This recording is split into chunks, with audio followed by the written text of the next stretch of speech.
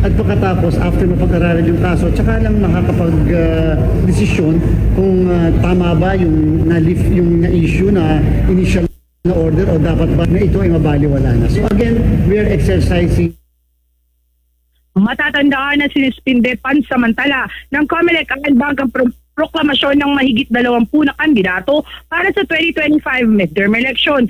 Kabilang rito si Respicio, habang nakabinbin pa ang pagresolba sa mga kasong isinampa laban sa kanila. Noong Pebrero, naghain ang COMELEC sa pamamagitan ng Task Force Katotohanan, Katapatan at Katarungan sa halalan ng kasong cybercrime laban kay Respicio dahil sa umano'y serye ng mga social media posts na nagsasabing kaya niyang manipulahin ang resulta ng eleksyon. May kasong disqualification din na inanghain laban sa kanya. Samantala, naghain din si Respicio ng petisyon sa Korte Suprema upang questionin ang hakbang ng COMELEC na suspendihin ang kanyang proklamasyon. Mula sa COMELEC office in Intramuros, Manila, para sa Bombo Network News. Bombo East sa Cotanelar, nagulat para sa #1 and most trusted radio network in the country, Bombo Radio Philippines. Basta radyo, Bombo! Tiniyak ng Department of Public Works and Highways o DPWH na magpapatuloy ito sa paghanap ng mga alternatibong paraan para matuloy at mapabilis na itong planong rehabilitasyon ng EDSA. Ginawa ng ehensyang pahayag kasunod ng naging suspensyon ng EDSA rehabilitation sa bisa na rin ng direktiba ni Pangulong Ferdinand Marcos Jr. Nabatid ng naturang proyekto ay nagkakahalaga o pinaglaanan ng pondo na aabot sa 8.7 billion pesos. Ayon kay Department of Public Works and Highways Secretary Manuel Bonoan, inatasan na sila ni Pangulong Marcos na humanap ng ibang pamamaraan para matuloy ang proyekto nang hindi nakakaapekto sa paglago ng ekonomiya ng bansa. Sa ngayon ay tinitingnan anya nila ang paggamit ng bagong kagamitan at teknolohiya mula sa ibang bansa. Inaasahan na sa tulong ng mga ito ay mas mapapadali ang paggawa sa nasabing proyekto upang hindi maapektuhan ang mga motorista at mga negosyo. Hindi naman sang-ayon ng kalihim sa suwesyon na magtayo ng second level na kalsada sa EDSA dahil magdudulot lamang anya ito ng mas matagal na panahon para matapos ang proyekto. Karagdagan pang ulat mga kabombo mula sa ating news team. Ito muna, usapin ng impeachment. Itong impeachment case laban kay Vice President Sara Duterte may tuturing daw na dismiss o kaya ay mababasura na ito kung hindi matatapos bago pa man ang 30 ng Hunyo. At yung paulit-ulit na pagkantala ng proseso ng impeachment trial laban kay Vice President Sara Duterte, kinababahala na ng ilang miyembro ng mataas na kapulungan ng Kongreso. Yan at iba pang mga balita hatid ni Bombo J. Galvez. May tuturing ng dismiss o ibinasura ang impeachment case laban kay Vice President Sara Duterte kung hindi matatapos ang paglilitis bagong Hunyo 30, 2025. Itong iginiit ni Senate Majority Leader Francis Tolentino sa kanyang manifestation sa plenaryo ng Senado. Ayon sa Senador, hindi maaaring tumawid sa 28th Congress ang impeachment trial dahil sa kawalan ng constitutional authority. Paliwanag pa nito, 12 senador lamang natira sa Kongreso matapos ang eleksyon at hindi ito sapat para makabuo ng quorum. The Senate the articles of impeachment against Vice President Sara Duterte 117 days ago. Yet the trial required by Article 11, Section 3-4 of the Constitution to proceed forthwith will begin only on June 11, dangerously close to the end of the 19th Congress. This delay compromises due process and undermines our role as an impeachment court. Under the 1987 Constitution, the Senate of each Congress acts separately and independently of the Senate of the Congress before it. If we cannot conclude the trial before June 30, 2025, we must recognize this impeachment case is functionally dismissed by constitutional operation and no action can be taken by the 20th Congress on the matter for lack of constitutional authority. Samantala, tinutulan ni Senadora Rizon Tiveros ang sinabi ni Tolentino. Git ng Senadora, sa ilalim ng 1987 Constitution, inaatasan ng Senado na ipagpatuloy ng walang pagkakaantala ang nasimulang impeachment process. The 1987 Constitution demands that the Senate continue with the impeachment proceedings already initiated without further delay. The rulings of the Supreme Court make it clear that first, impeachment is a non-legislative function of the Senate. This is Chavez versus Judicial and Bar Council, GR number 202242, 16th April 2013. And second, that non-legislative functions of the Senate are not affected by the shift from 19th to 20th Congress. This is the case of Pimentel Jr. versus Joint Committee of Congress, GR number 163783, 22 June 2004. It is true that the 19th Congress cannot bind the 20th Congress and all unfinished business will be terminated. But this is only true for any work done by us in the exercise of our legislative functions. Nabahala naman ang senadora dahil sa paulit-ulit na pagkaantala sa proseso ng impeachment trial. Sobra na niya ang paghihintay ng mga Pilipino at umaasa ang senadora na ito na ang huling pagkaantala. Bagamat suportado raw ng senadora na maipasa ang mga mahalagang panukalang batas bago matapos ang 19th Congress, hindi na niya maaaring ipagpaliban pa ang kanilang mga tungkulin sa ilalim ng konstitusyon. Git pa nito, ang anuman-anyang pagkaantala sa pagsisimula ng paglilitis laban kay Duterte ay tahasang paglabag sa konstitusyon kung saan malinaw na dapat agad-agad simulan ng Senado ang impeachment trial. Any further delays in commencing the trial against Vice President Duterte would violate the Constitution, which clearly states that the Senate must forthwith proceed with an impeachment trial. Hindi kapag ready na, hindi kapag convenient, kundi shall forthwith proceed. Huwag naman sana yang baliwalain. The Supreme Court has also previously ruled that the Senate is treated as a continuing body when it comes to non-legislative functions, and those include the vital duty to sit as an impeachment court. Una nang sinabi ni Senate President Chis Escudero na nakasalalay sa mga senador sa papasok na 28th Congress kung magkakaroon ng impeachment trial laban kay VP Sara. Sa ordinaryong sitwasyon anya at sa kanya ring personal na paninindigan, dapat magdao sa susunod na Kongreso ng paglilitis sa Articles of Impeachment na patatuwirin ng kasalukuyang 19th Congress. Ngunit hindi anya maobliga ng kasalukuyang Senado ang papasok na bago mga senador na magsagawa ng impeachment trial. Para sa Bombo Network News, ako si Bombo JC Galvez, nagulat para sa number 1 and most trusted radio network in the country, Bombo Radio Philippines Basta Radio. Bombo! Bombo International News.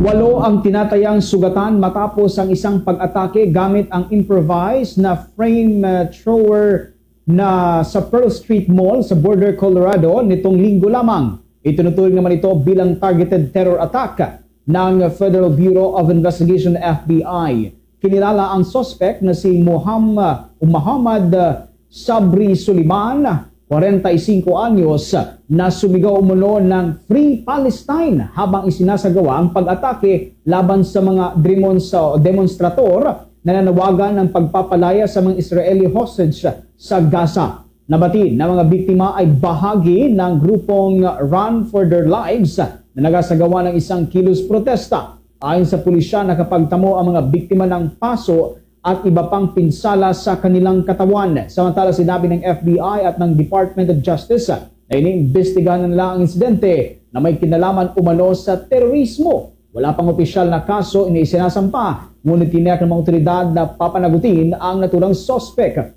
Matatandaan ang insidente ay kasunod ng iba pang mararahas na insidente na may kinalaman pa rin sa tensyon sa pagitan ng Israel at Hamas na nagdulot ng pagtaas sa mga iba pang kaso dyan sa Estados Unidos. Nanawagan naman si Colorado Governor Jared Polis ng pagkundina sa lahat ng uri ng pangkarahasan o karahasang may kinalaman sa terorismo. Samantala, sa iba pang mga balita sa oras na ito, nilinaw naman ng Department of Health na hindi epektibong proteksyon laban sa monkeypox ang pagsuot ng face mask.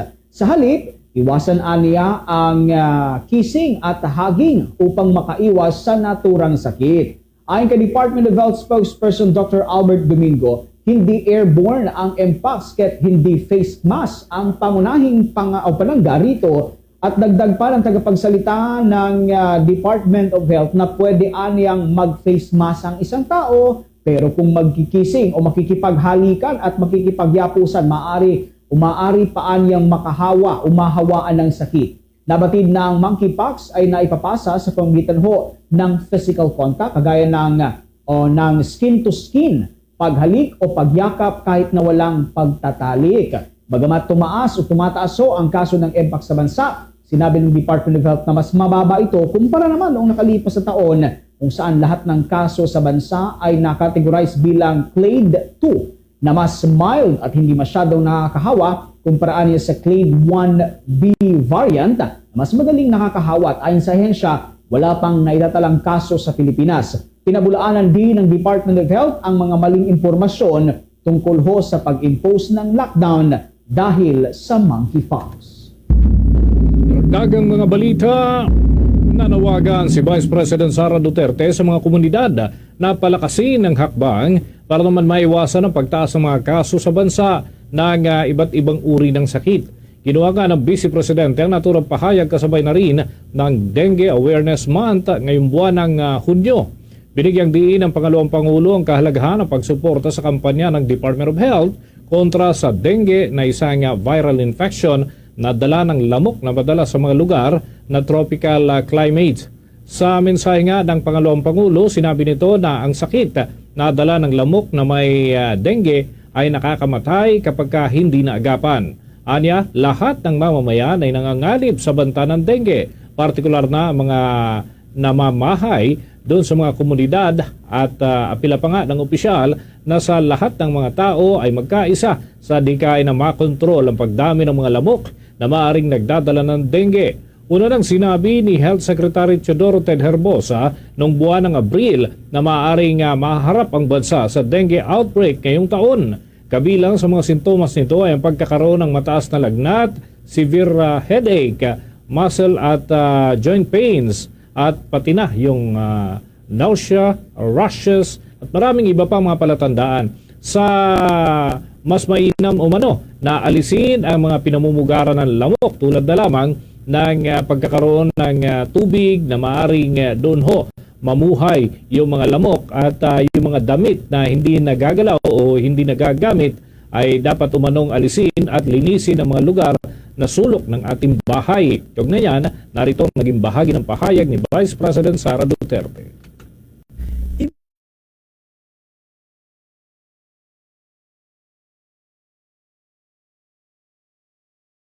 Nadala ng lamok na may dengue na maaaring namumugad sa ating mga pamamahay at mga komunidad. Lahat tayo ay nanganganib na maging biktima ng sakit na ito. Manong alisin at linisin ang mga lugar na sulok ng ating bahay. Kaugnay niyan, narito naging bahagi ng pahayag ni Vice President Sara. Tayo ay nanganganib na maging biktima ng sakit na ito. Magkaisa po tayo sa adhikain na makontrol ang pagdami o paglaganap ng mga lamok na may dalang dengue. Ngayong Dengue Awareness Month, tandaan natin na bilang mga mamamayan, mahalaga ang ating papel para sa pagsugpo ng dengue. Tiyaking walang lamang tubig at malinis ang mga paso, bote, drum, lumang Bagian ang mga paalala ni Vice President Sara Duterte ngayon ang observance ng mga kampanya ng gobyerno laban sa pagkalat ng dengue. Samantala, pumalo naman sa kabuang 82,168 na kahon ng family food bags ang naipaabot ng pamunuan ng Department of Social Welfare and Development, DSWD, sa mga lugar na naapektuhan ng mga pagbaha at pagguho ng lupa, dulot pa rin ng mga pag-ulang dala ng Intertropical Convergence Zone.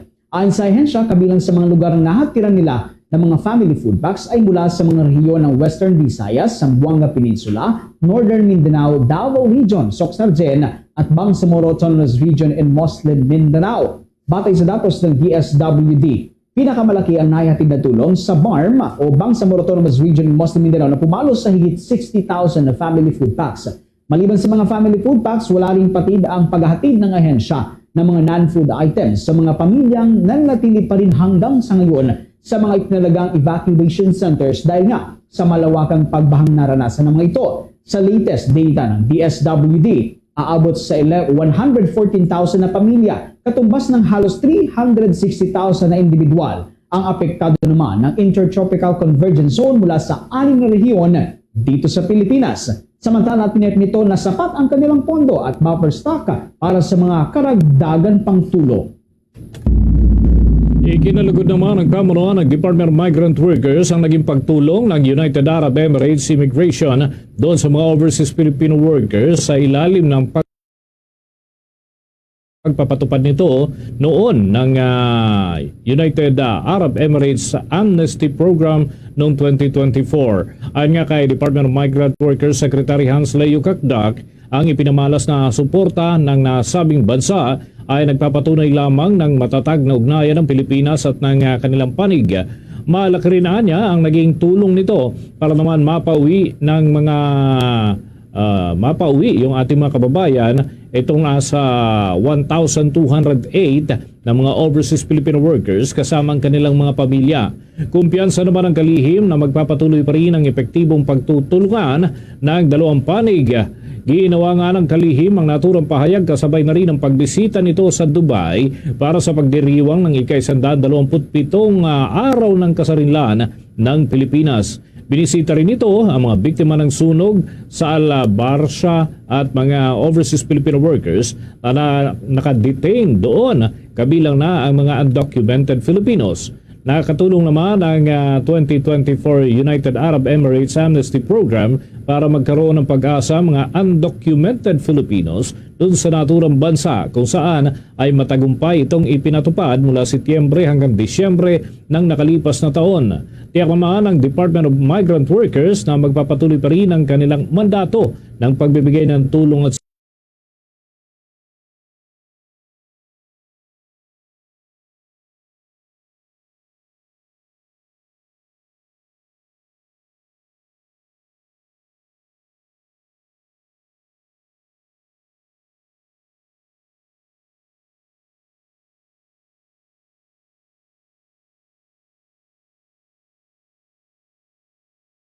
ng Bulacan, Zambales, Bataan, Cavite at Rizal kung saan asahan na ang mga katamtaman hanggang sa malalakas na buhos ng ulan, pagkulog na at malalakas na hangin sa loob ng susunod na 2 oras. Samantala, posibleng ideklara ang pagsisimula ng tag-ulan ngayong linggo ayon yan sa State Weather Bureau habang inaasahan ang patuloy na epekto ng habagat sa Luzon at maging sa bahagi ng Western Visayas. Doon naman tayo mga kabombo ng ating pag-uulat mula sa ating news team. Ito mga kabombo, yung National Historical Commission of the Philippines naglatag na ho ng kanilang mga aktibidad para naman sa selebrasyon ng Araw ng Kalayaan sa darating na Hunyo 12 at kinilala rin at pinasalamatan ang mga isinasagawang pagwawagayway ng watawat kabilang na ho yung pagtungo ng ilang grupo dyan sa bahagi ng West Philippine Sea. Yan at iba pa mga balita, hatid ni Bombo Grant Hilario. Formal nang inilatag ng National Historical Commission of the Philippines ang mga aktibidad nito ngayong darating na Araw ng Kalayaan sa Hunyo 12 sa naturang komisyon. Kapanapanabik na programa maaaring asahan ng publiko sa mga susunod na araw. Iba't iba kasi ang mga nakatakdang plano na posibleng daluhan ng mga Pilipino upang ipakita ang pakikisa sa pagdiriwang ng selebrasyon, kung saan sinimulan na ito sa isinagawang pagkilala at pagbibigay pugay sa watawat ng Pilipinas nang umpisahan ipagdiwang ang National Flag Day sa bansa. Kaya't ayon kay Eufemio Agbayani III ng National Historical Commission of the Philippines, marami ang mga nakalinyang aktibidad ang inihanda ng komisyon. Isa na rito ay ang gaganaping konsyerto sa Luneta Park. Kung tawagin na ay Musikalayaan. Bumbero upang makapanghikayat. Matapos ito ay mayroon ding serbisyong medikal na hatid ng pamahalaan sa June Klinika Layaan, habang sa darating na ika-10 at ika-11 naman ng Hunyo ay mayroong mga nakapresenta sa publiko na serbisyo ng ang Pangulo. Gayun din ang mga nakadisplay na presentasyon ng Armed Forces of the Philippines at iba pang mga uniform personnel ng pamahalaan upang ipakita at silbing inspirasyon sa mga nais tahaki ng ganitong uri ng trabaho. At panghuli ay ang isasagawang simultaneous flag racing sa mismong araw ng kasarinlan na susundan pa ng Parada ng Kalayaan at pagsapit ng gabi, magkakaroon pang muli ng isang konsyerto sa Luneta Park sa lungsod ng Maynila. Samantala, nabanggit din sa naturang pulong balitaan ang kakatapos lamang na paglayag sa West Philippine Sea ng atin ito koalisyon, kung saan matapang nilang iwinagayway ang bandila ng Pilipinas sa karagatang pilit ng kinabansang China kasabay ng pagdiriwang ng National Flag Days sa bansa. Kaya't ang komisyon ay nagpaabot ng kanilang pasasalamat at pakikisa lalo na sa mga ganitong uri ng gawain. Hindi pinipigilan ang pagwawagayway sa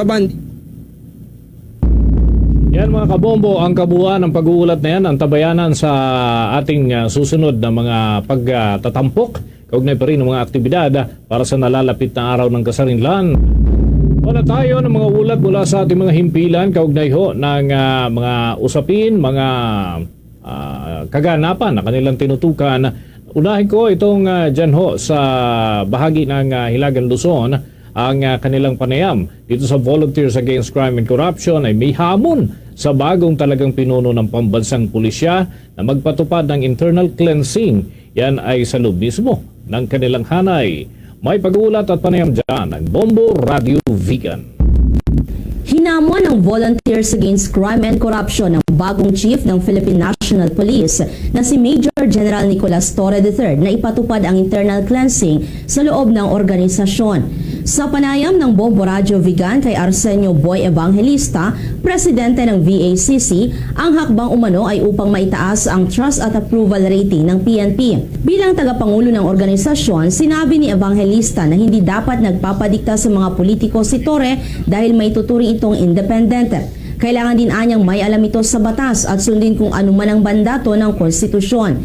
Tiwala naman si Evangelista na magagampanan ni Torre ang naipasakamay sa kanyang responsibilidad dahil mataas din anya ang kanyang academic standing. Kanina lamang ay formal namang naupo si Torre bilang PNP chief matapos ang isagawang change of command ceremony sa Camp Crame, Quezon City. We are now demanding you, General Torre, na yung internal cleansing among your ranks, yung mga kabaro mo, para pataasin mo. Now this is a challenge for him para yung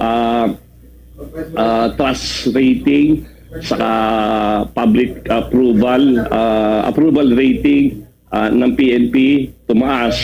At ito pa, General Torre, huwag kang magpapadikta sa mga politiko. No? You are independent, yung organization mo. You just follow the what is legally right at mga legal orders.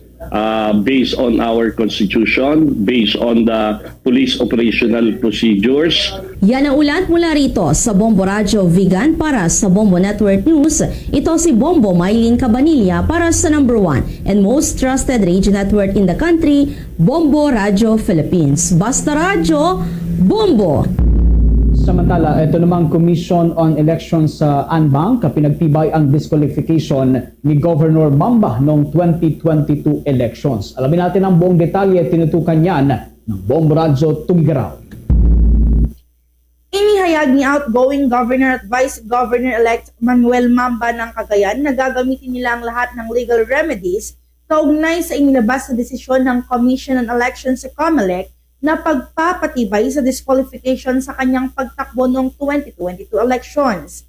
Ayon sa kanya, maghahain sila ng apela sa Korte Suprema at hihiling ng temporary restraining order. Idinagdag pa ni Mamba na mananatili pa rin siyang gobernador hanggang sa June 30 at manunungkulan na Vice Governor. Pinagtibay ng COMELEC and Bank ang desisyon ng kanilang First Division noong April 2024 na i-disqualifika si Mamba.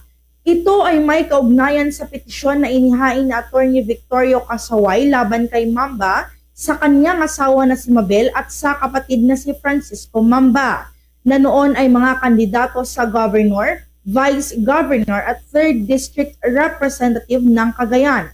batay sa pagkakasunod, kung saan namigay sila ng financial aid, scholarship grants at iba't ibang transport vehicles sa kanilang constituents gamit ang public funds noong panahon ng 45-day spending ban.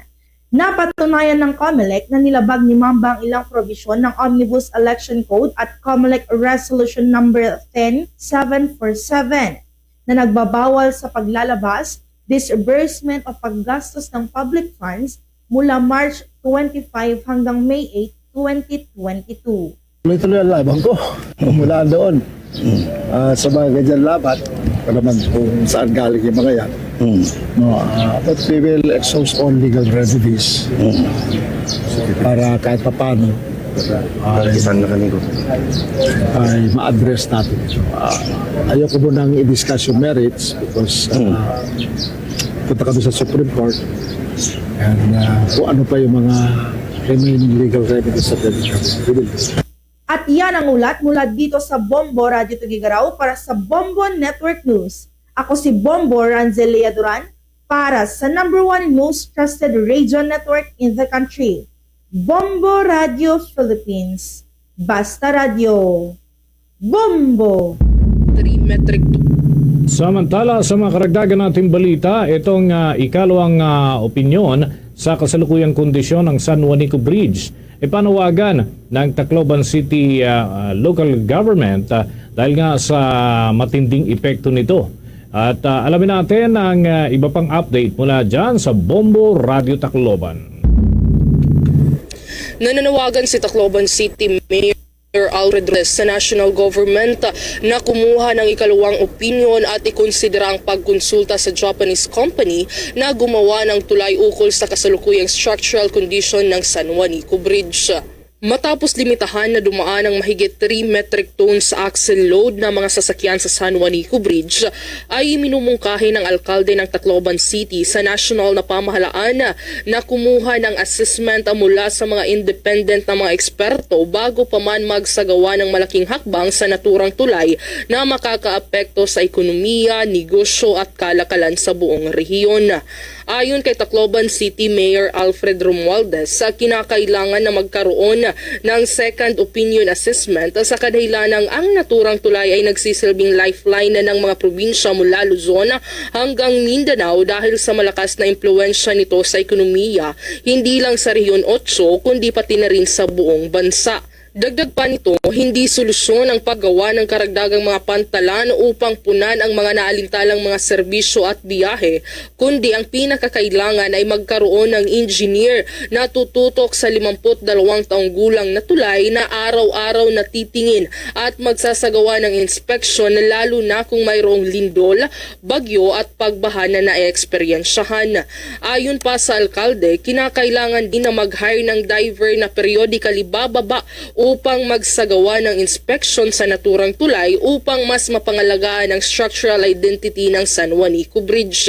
Samantala, iminungkahi din ito na magsagawa ng review sa ipinapatupad na weight restriction at bigyan ng flexibility ang mga walang laman na sasakyan na makadaan sa pamamagitan ng pagbibigay ng schedules at speed limits para masiguro ang kaligtasan ng lahat. At the same time, we can calculate already the number of days or months needed to repair it. But kailangan may second opinion yan. Hindi pwede kung sino-sino contractor lang kukunin dyan mag-estimate. Delikado yan. Especially, it has a very strong influence in our economy of the country, not only the region. So just like any other city or any other I would say province or what, yan ang yan ang lifeline ng economy natin Mindanao to Luzon. Ang pakikipagpanayam ng Bombo Radio Tacloban kay Tacloban City Mayor Alfred Romualdez. At yan ang ulat mula dito sa impila ng Bombo Radio Tacloban. Ito si Bombo Ninia magpili para sa #1 and most trusted radio network in the country, Bombo Radio Philippines. Sa Basta Radio, Bombo. Bombo Police Report. Samantala, ito namang 19 anyos nasawiho habang 3 individual sugatan matapos bumangga sa putol na malaking pulo itong pampasaherong van for hire sa Tayasan, Negros Oriental. Alamin natin ang buong detalye ng balitang yan, tinutukan ng Star FM Cebu. Nasawi ang isang 19 anyos na lalaki na pasahero ng isang Vihar matapos itong naaksidente kaninang madaling araw sa Barangay Poblasyon, Tayasan, Negros Oriental. Sugatan sa aksidente ang 3 individual na hindi na pinangalanan kabilang ang 26 anyos na babae na residente ng Gihulngan City, 18 anyos na babae mula sa Canlaon City, habang malubhang sugat sa katawan naman ang natamo ng 57 anyos na driver. Sa eksplosibong panayam ng Star FM Cebu kay Police Captain Arturo Marfil III, officer in charge ng Tayasan Municipal Police Station, sinabi nitong mula sa Canlaon City patungong Dumaguete City ang biyahe ng pampasaherong sasakyan. Batay pa sa kanilang investigasyon, nang dumating sa pakarubadang bahagi ng lugar ay nawalan umano ng control ang driver kaya nag-overshoot ang sasakyan at bumangga sa malaking putol na punong kahoy. Sinabi pa ni Marfil na nagtamo ng sugat ang lahat ng sakay ng naturang sasakyan kaya agad ito isinugod sa Tayasan Rural Hospital at kalaunan ay inilipas sa Bindoy District Hospital. Patuloy namang napapagaling sa ngayon ang mga biktima kabilang ang driver habang doon na sa pagamutan binawian ng buhay ang 19 anyos. Nagpapatuloy naman ang kanilang isinagawang investigasyon kaugnay sa insidente. Panawagan pa nito sa lahat ng mga motorista at mga bumabiyahe na dapat mag-ingat ng mabuti habang nagmamaneho, iwasang uminom habang nagmamaneho lalo na pag malalayong biyahe at doble ingat sa daan na medyo alanganin. Batay sa ating investigation, ma'am, itong driver parang nag-lose control, then bumangga ito sa sa putol na malaking kahoy sa may in front ng UCCP charge, ma'am. Ongoing pa yung 1-month investigation. Kinukuha pa ng traffic investigator natin yung talagang mga detalye po, ma'am. Ang kaso siguro na may isa pa tayo yung reckless imprudence resulting to homicide, and then may isa pa tayo na yung sa physical injury, ma'am. Mula rito sa lungsod ng Cebu, Star DJ Sophie Ember nagulat para sa number 1 and most trusted radio network in the country, Bombo Radio Philippines. Basta Radyo, Bombo! Samantala, dyan naman sa Western Visayas Secondary School sa Iloilo nasunog. 2 linggo bago pa man ang pagbubukas ng klase. Alamin natin kung kaano kalawak ang naging epekto nito. May balita ang Bombo Radio Iloilo. Umabot sa mahigit 14 million pesos ang halaga ng pinsala matapos nasunog ang Alimujan National Comprehensive High School sa bayan ng Alimujan, Iloilo. Sa panayam ng Bombo Radio kay Mrs. Remedios Noble, Faculty at Head Teacher 3 ng Filipino Department sa nasabing paaralan, sinabi nito na 14 na ng mga silid-aralan ang nilamon ng apoy. Nadamay rin ang gymnasium, school canteen, computer room at stock room. Ayon kay Noble, kabilang rin sa mga nasunog ay ang mga personal na gamit ng mga teachers at ang mga musical instruments at costume ng kanilang school band. Sa ngayon, patuloy pa na inaalam ng Bureau of Fire Protection ang pinagmulan ng apoy na naging sanhi ng malaking sunog. Napag-alaman na halos 2 oras tumagal ang sunog bago tuluyang naapula ang apoy. Nanlulumo, sad talaga kami, pero wala naman kaming magawa. So, sabihin, move on lang talaga kami sa kung ano ang dapat naming gawin sa opening ng classes na ito. Kasi may mga plano naman talaga kami May mga plano na kami magsisimula na dapat kami bilang nasa executive, kasi department head ako, bawat linggo ay nagpaplano kami kung ano ang gagawin namin for this opening school year. Pero naunahan lang talaga kami. May mga plano na talaga kami. Mula rito sa Bombo Radio Iloilo para sa Bombo Network News, ako si Bombo MJ Amora. Para sa the number 1 and most trusted radio network in the country, Bombo Radio Philippines. Basta Radio, Bombo! Bombo Foreign Exchange Update. Doon ho sa mga nag-aabang sa palitan ng piso kontra sa foreign currencies, katumbas ngayon ang isang US dollar, 55 pesos 70 centavos, Hong Kong dollar, 7 pesos 9 centavos, Singaporean dollar, 43 pesos and 8 centavos, at Saudi Arabian rial, 14 pesos and 82 centavos. Ang euro naman ay 63 pesos and 15 centavos, batay sa data ng Bangko Sentral ng Pilipinas at Bankers Association of the Philippines. Bombo Foreign Exchange Update is brought to you by Quinbank Business Banking. Manatiling updated sa mga kaganapan, hindi lamang sa loob ng ating bansa kundi maging sa ibayong dagat. Tutukan ng mga reports ng ating mga himpilan sa pamamagitan ng Bombo Mobile App, YouTube, TikTok at maging sa Facebook Live. Sa bahagi po ng Visayas, matutunghayan ang mga kaganapan sa mga programa ng Bombo Radio Iloilo at Star FM Iloilo. At dyan naman sa bahagi po ng Bacolod, Bombo Radio Bacolod and Star FM Bacolod. Sa Central Visayas, Bombo Radio Cebu and Star FM Cebu. Diyan sa parte ng Capiz, nariyan ang Bombo Radio Rojas at Star FM Rojas. Pero kung nandun naman kayo sa area ho ng Aklan, nariyan ang Bombo Radio Kalibo. Sa Eastern Visayas, Bombo Radio Tacloban. Mga kabombot ka Star Nation, bago ho tayo magtapos, sama-sama muna tayong manalangin ng Orasyon Pirata for the Nation. Heavenly Father, you led your people out of Egypt from slavery to freedom. In Jesus, your beloved Son, you led us from death to life through his paschal mystery. And by the gift of the Holy Spirit, we humble ourselves before you today, trusting in your promise to heal our land. Stretch forth your mighty hand once again and lead our nation. In this time of crisis, conflict, and confusion, let the light of truth shine like a pillar of cloud by day and a pillar of fire by night to guide us along the path that leads to unity and peace.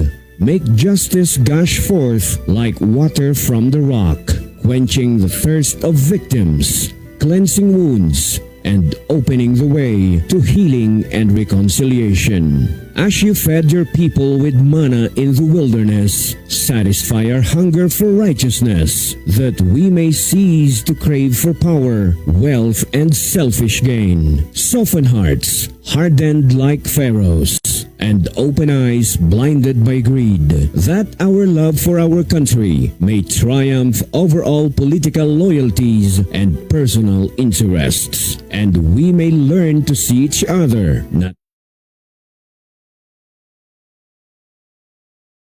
and sisters all. May this Jubilee year inspire us to journey together as one people. Let this be our Passover, from lies to truth, from cowardice to courage, from injustice to righteousness, from division to unity, from despair to hope, from selfishness to love. May this time of renewal enable us to discover again our greatness as a nation and our dignity as a people so dear to your heart. We ask this in the name of Jesus, our Paschal Lamb, who leads us through the cross from death to new life. Amen. Our Lady of Peace, pray for us. Saint Michael the Archangel, pray for us. Luzon, Visayas at Mindanao, yan ang kalipunan ng ating mga balita para sa panggabing edisyon ng Bombo Network News. Mula sa Bombo News Center, Makati, para sa number 1 and most trusted radio network in the country, Bombo Radio Philippines. Basa Radio, Bombo!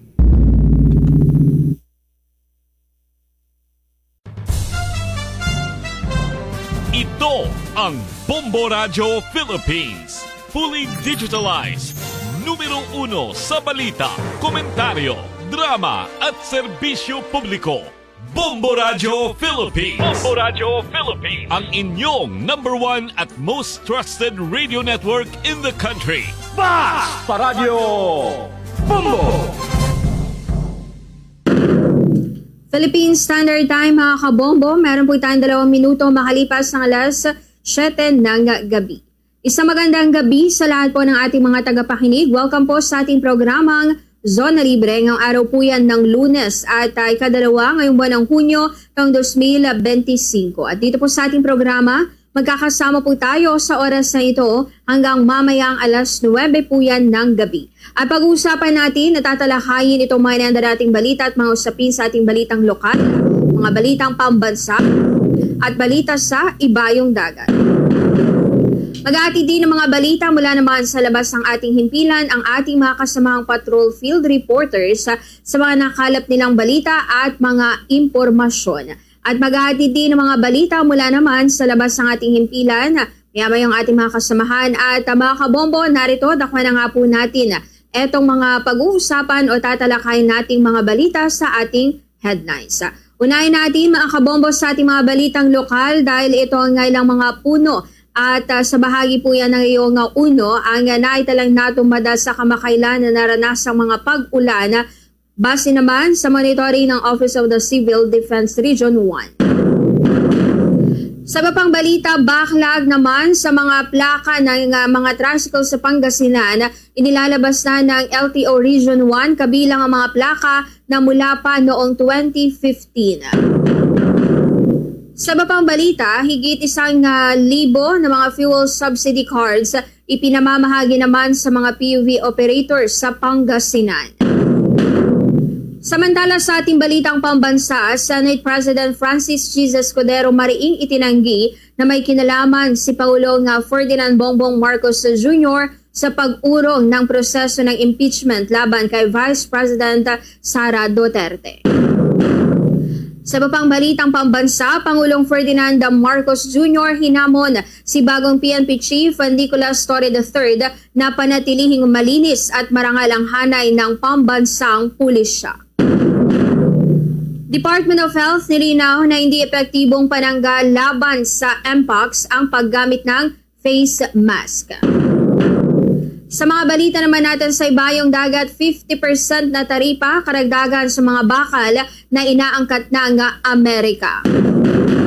Yan ang mapag-uusapan po nating balita dito sa ating programa ngayong gabi at sa mga kabombo po natin na nakatutok. Kung meron po kayong mga opinyon at mga komento dito po sa ating mga pinag-uusapan, ay maaari po kayong mag-text sa ating text line sa 0917-3066-581. O hindi naman kaya, magpadala po ng inyong mensahe sa ating Facebook page. Hanapin niyo lamang ang Bombo Radio Dagupan. At para naman sa karagdagang balita at impormasyon, ay magtungo lamang sa ating website sa www.bomboradio.com.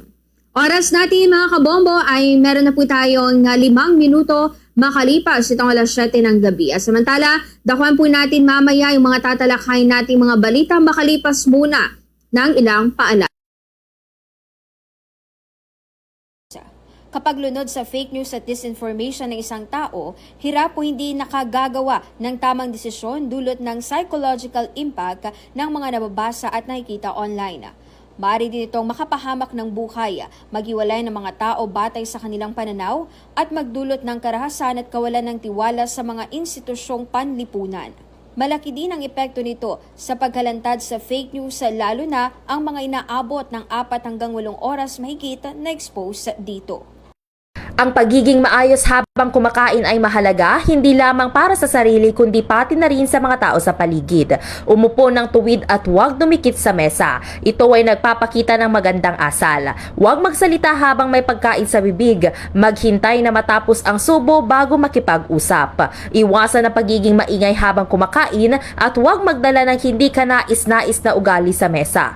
Magpasalamat sa nagluto o nag-ayos ng pagkain bilang pagpapakita ng paggalang. Sa pamamagitan ng mga ito, hindi lamang tayo nagiging magalang, kundi nagiging magandang halimbawa rin sa iba lalo na sa mga bata.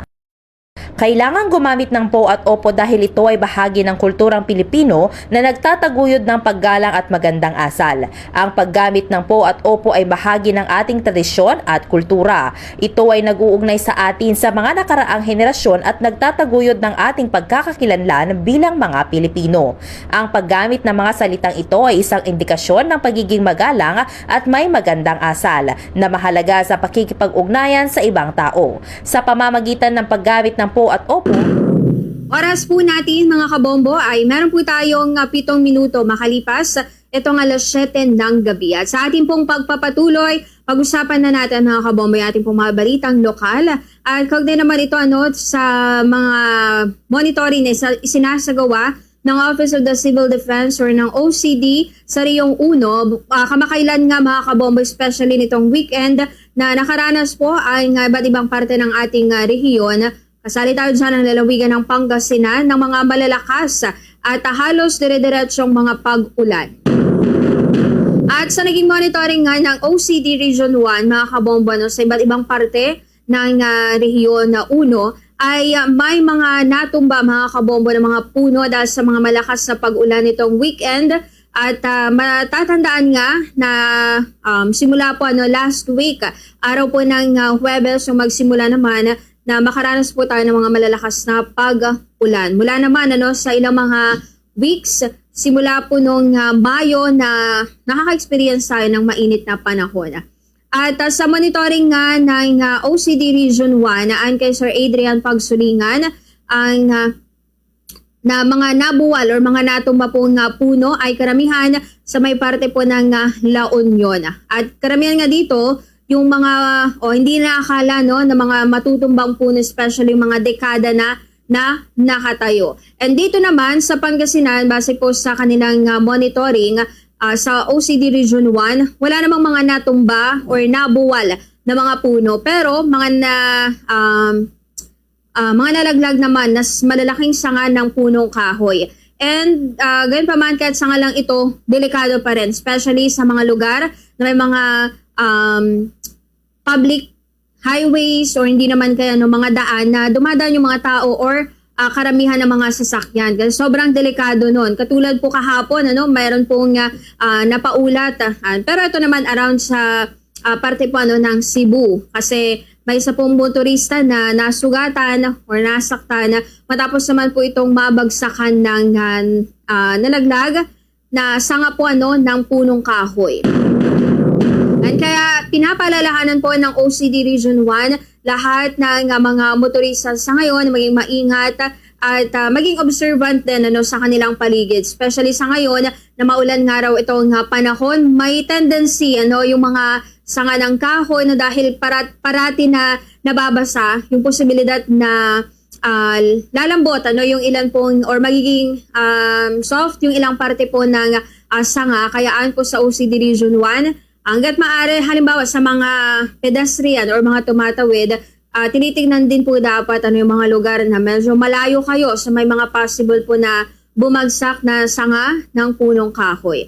Bagamat dito naman, ayon kay Sir Adrian Pagsulingan, doon sa mga naitalang natumba na punong kahoy at ganoon na rin sa mga sanga ng puno na nalaglag dito mga nagdaang araw na umuulan, wala namang mga naitalang nasaktan or maging ng casualidad. Kasi noong mga time na may mga senyales na tila mabubuwal or matutumba yung mga punong kahoy, may mga residente na very observant na nakaiwas po at nagkaroon agad ng mga hakbang na i-report ito sa mga kinauukulan. And so yun din pala yung panawagan ng OCD Region 1 na kung meron po kayong mga halimbawa na obserbahan na maaring banta na mga sanga ng punong kahoy na posibilidad po na maputol or biglaang malaglag, pinapaalala po nila na i-report ito halimbawa pwede sa inyo pong mga lugar, pwede sa Municipal Disaster Risk Reduction and Management Office or hindi naman kaya sa CDRMO sa inyo pong lugar, o kung meron naman pong mga parte na matatama ang linya ng kuryente, ayan, pwede nyo pong ilapit sa mga nakakasakop sa inyo ng mga electric provider. So kung dito, halimbawa sa Dagupan, meron po kayo mapapansin dyan na parang may posibilidad na mabagsak na or bumagsak na punong kahoy or matumba. Nire-remind po ng OCD Region 1 na pwede po ninyo yung itawag sa mga electric provider na nakakasakop para at least matignan nila or maunahan na ayusin na po yung kanilang linya ng kuryente para wala pong madisgrasya. So ayon naman sa Provincial Environment and Natural Resources o PENRO ay dineklara naman na karamihan sa mga puno sa ating lalawigan ay declared as healthy or malusog yung mga puno, ngunit mayroon namang puwang sa loob dahil naman sa katandaan. Samantala, ilang matatandang puno rin sa may parte ng Ilocos Norte ang natumba kamakailan.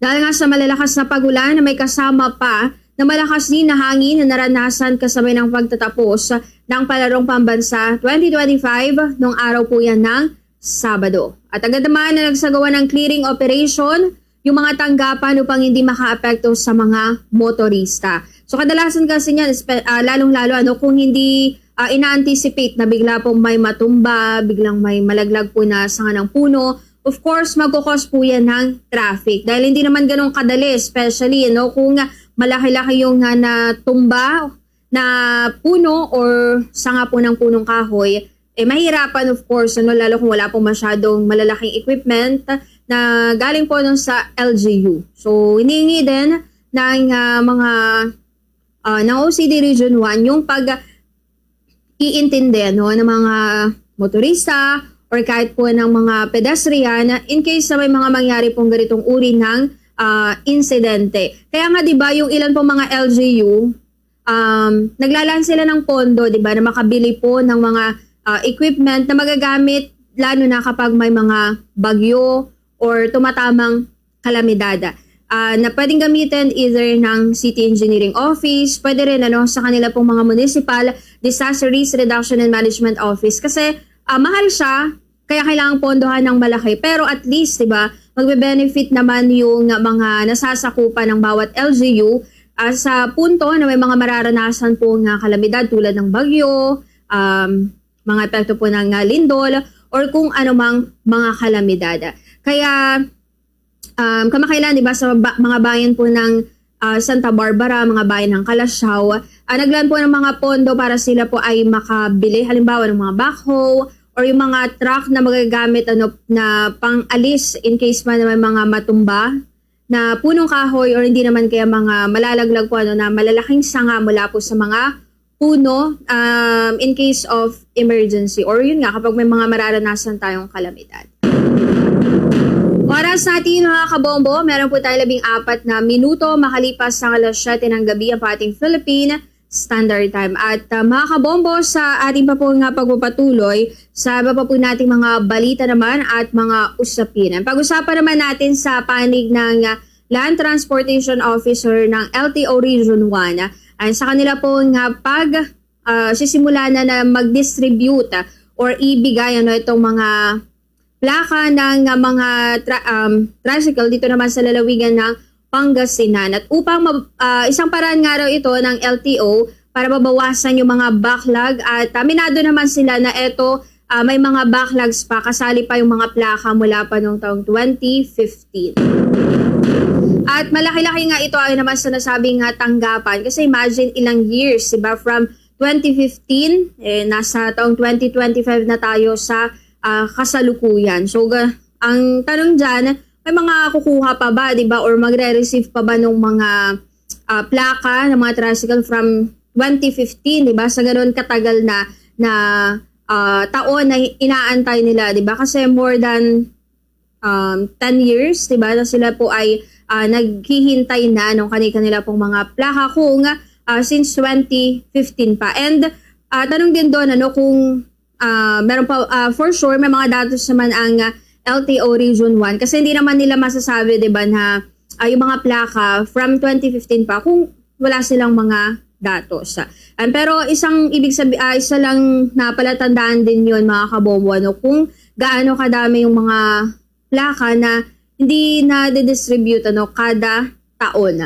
At sabi nga nung ilan, 'di ba, bagamat syempre hindi po natin ini-encourage din yung pagtangkilik sa mga fixer na matagal na pong matagal na, 'di ba, na pinapanawagan ng LTO na huwag tatangkilikin, huwag magbabayad sa mga fixer at dumaan sa tamang proseso. Pero yung ilan, napipilitan po sila, 'di ba, na magbayad ng doble or triple sa mga fixer kasi napapabilis, 'di ba, ang mga proseso na kabaligtaran, 'di ba, sa tanggapan po ng Land Transportation Office o sa LTO. Bagamat recently naman may ilang improvement. Katulad dito, 'di ba, sa lungsod ng Dagupan, noong mga nakarang linggo, since nung last week ng April up to May, nagde-distribute na, 'di ba, ng hindi naman plaka, yung iba naman mga license card, ng mga kumuha po ng kanilang mga driver's license. At aminado din ng LTO Dagupan District Office na maging sila marami ding backlogs, diba? Pero ang laking improvement kasi from more than 8 to 10,000 mga kabombo na mga license card, napababa na nila ito ng halos 2,000 lamang.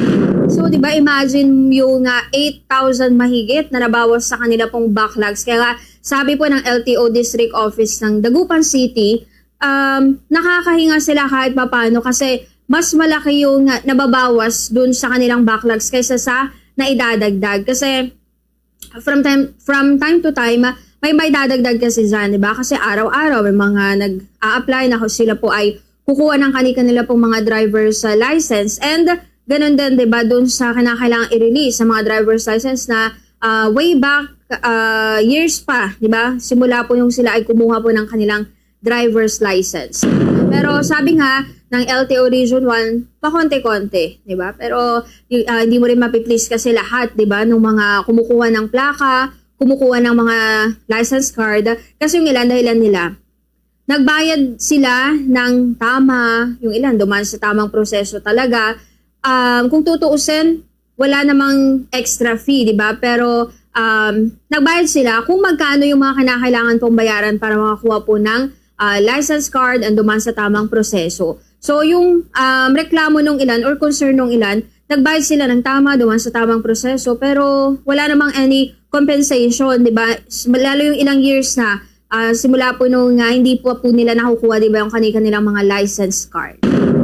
And, kaya yung ilan, di ba, hindi nasisisi na sila po ay talagang kumakagat or pumapatol po dun sa mga fixers kasi gusto nila, lalong-lalo mga nagmamadali talaga, di ba, na makakuha po ng mga license card. Pero muli, sinasabi po natin, may support, yung panawagan ng LTO na hindi po tatangkilikin yung mga fixers kasi unat sa lahat, mabilis man siya pero maling pamamaraan pa rin, mga kabombo, yung at the same time kayo po napapagastos ng, di ba, ng doble or triple pa nga, di ba, kung madalas kasi kaya nga din pinagbabawal ng LTO kasi napapagastos yung mga kababayan natin na gustong mapabilis na kumuha ng plaka, gustong mapabilis na kumuha po ng mga lisensya. Pero on the part sana ng LTO, dapat nga hindi na ngayon lang marirealize, di ba? Dapat noon pa na dahil sa tagal ng proseso po nila na mag-release, sa tagal ng proseso na gawin yung mga license card, di ba, nung mga nakaraang taon, ang reason kasi kulang nung mga plastic cards na siyang gagamitin po para i-imprenta, di ba, yung mga plaka. So, hindi ba prepared, di ba, or hindi ba handa ang ating gobyerno sa ganong aspeto, di ba? Kasi dapat meron ding or alam din ng bawat LTO districts, di ba, or pinapaalam ng LTO office sa kanila pong mga district offices mismo, di ba, kung meron bang shortage para ma-remind din nila, di ba, or masabihan ahead of time yung mga kukuha po ng lisensya, mga kukuha po ng plaka na eto baka matagalan kasi kulang or meron tayong kakulangan sa ngayon ng mga plastic cards kung saan imprenta yung mga driver's license. For sure, di ba, maiintindihan at least may heads up doon po sa mga kukuha ng kanilang mga lisensya. Pero sa ngayon, pakonti-konti na hakbang naman ito ayon po sa LTO Region 1. Doon nga sa pagre-release netong mga plaka naman ng tricycle sa Pangasinan, kabilang nga yung mga plaka na nasa kanilang backlogs mula pa noong 2015. So from 2015, di ba, ilang years na, mga kabombo, sabihin na parang isang dekada na, di ba, na naghihintay yung mga kukuha po ng plaka ng tricycle ng 2015. Kaya di mo rin masisi yung iba, di ba, na sinasabi nila, sisitahin, huhulihin, yung mga wala pong plaka ng tricycle. Paano wala po silang magagawa kasi mga plaka nila hindi pa nakukuha kahit na ilang taon na nakakalipas kasi nasa Land Transportation Office o LTO pa through their backlogs. Oras natin, mga kabombo, meron po tayo 22 minuto makalipas ang alas 7 po ng gabi. At sa ating pagpapatuloy, mamaya dako naman natin, mga kabombo, yung iba pa po sa ating mga balita. Narito muna ang ilan nating paalala. Ang paglalakad ay isa sa pinakasikat at pinakasimpleng uri ng ehersisyo na maaari nating gawin. Narito ang ilang mga benepisyo ng paglalakad. Nilalabanan nito ang epekto ng mga genes ng obesity. Nakababawas ng risk ng sakit sa puso at stroke. Binabawasan nito ang risk ng pagkakaroon ng breast cancer. Pinapagaan nito ang sakit sa mga kasukasuan. Pinapalakas ang immune system. Nagpapatalas ng memorya at ito ay napapabuti sa kalidad ng pagtulog. Kahalaga kahalagahan ng pakikinig ng maigi sa kausap. Ito ay pagpapakita na ikaw ay mayroong interes sa kung anuman ang sinasabi ng iyong kinakausap. Mas maipaparamdam mo din na may pakialam ka sa kung anuman ang iyong naririnig at masarap din sa pakiramdam kung alam mo din na pinakikinggan ka ng mabuti ng iyong kausap. Higit sa lahat, ito ay pagpapakita din ng pagrespeto sa oras ng bawat isa sa pamamagitan ng pakikinig. Ang tama at responsableng pagtatapon ng basura ay mahalaga para mapanatili ang kalinisan at kalusugan ng ating kapaligiran. Narito ang ilang dahilan kung bakit ito mahalaga. Una, kalinisan ng kapaligiran. Ang wastong pagtatapon ng basura ay pumipigil sa polusyon ng hangin, tubig at lupa na nagdudulot ng malinis na kapaligiran para sa ating lahat. Ikalawa, kalusugan ng tao. Ang basura na hindi tamang pagtatapon ay maaring maging sanhi ng masakit at impeksyon. Pangatlo, pag-iwas sa baha. Ang mga basura na hindi wasto ang pagtatapon ay maaring makabara sa mga kanal at estero na nagdudulot ng pagbaha tuwing umuulan. Ang pagsunod sa mga tamang hakbang sa pagtatapon ng basura ay isang simpleng paraan upang mag-ambag tayo sa pangalaga ng ating kalikasan. Ang paggalang sa matatanda ay isang mahalagang bahagi ng ating kultura. Narito ang ilang mga paraan upang maipakita ang respeto sa kanila. Igalang ang kanilang mga opinyon. Kahit na may mga pagkakaraong hindi kayo nagkakasundo, mahalaga pa ring igalang ang kanilang mga pananaw. Pangalawa, mag-aral mo sa kanila. Maraming karanasan ang matatanda na Mga kabombo, meron po tayong 4 na minuto makalipas sa alas 7 ng gabi. Para mga kabombo, sa tinawag pong pagpapatuloy sa po natin mga balita. Usapan naman natin mga kabombo yung ating pong mga balita pa dito sa ating lalawigan. At kami naman ito, doon po sa mga nakatanggap ng napamigay naman ng sanay po ng mga public utility vehicles or ito po mga PUVs and PUJs sa lalawigan ng Pangasinan. Doon po sa mga fuel subsidy cards kayang matatanggap at kabilang po itong mga makatulong sa kanila, especially ngayon wala naman kasi pagtaas, diba, sa walang pagtaas mga kabombo sa pamasahe pa. So naglalay lang yung mga nasa sektor po ng transportasyon, lalo yung mga PUJs sa atin sa lalawigan ng Pangasinan, sa kinikita nila of course kada araw. At sa kanila ng mga PUJs ay malaking bahagi ito pamahagi naman ng sektor ng transportasyon ng mga fuel subsidy cards. And ito yung mga makakatanggap sa probinsya po ng Pangasinan ay merong not less than 1,500 mga kabombo ng mga PUJs ang makikinabang naman dito sa nasabing mga fuel subsidy cards. At yung mga tsuper nga sa Pangasinan, aabot po rin sa 3,000 na mga jeepney drivers ang target sa isasagawang validation para sa fuel subsidy. Bahagi ito kasi ng programa po ng Land Transportation Franchising and Regulatory Board or ng LTFRB upang maibsan yung pasani ng mga tsuper at maging mga operators. Kasi karamihan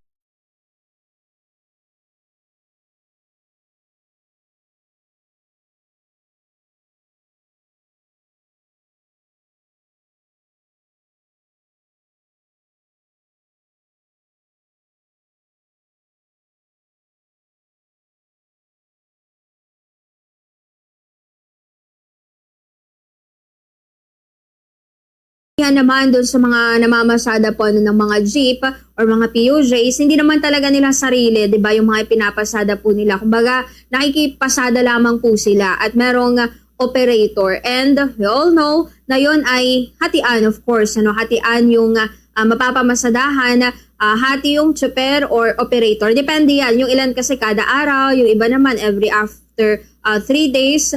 Or yung ilan naman, dapat mabuo yung buong week bago sila maghahatian nung operator at nung tsuper na namamasada po ng mga jeep.